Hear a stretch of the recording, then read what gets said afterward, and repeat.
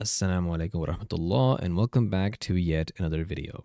Today we're taking a look on how to fix the MS Gaming Overlay pop-up, and usually this will happen whenever you run a 3D application. So for example, if I have to run Stardew Valley right there, it will show up this quite annoying pop-up that will say it's missing a link. There it is. We can't open this MS Gaming Overlay link, and it will happen like every single time. It'll just happen. It's very annoying, and yeah. So we'll see how to fix that, and it's quite easy actually. Usually happens if you have the Xbox app. If you do not have that, if you're missing that. So in my case, I don't have it. I don't want it.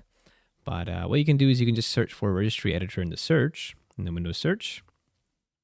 Open it, and right inside of there, you want to go to this URL: computer, H key, current user, software, Microsoft, Windows, CurrentVersion, GameDVR.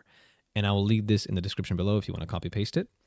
And you want to add a new, so right click, new DWORD. And it's just going to be AppCaptureEnabled.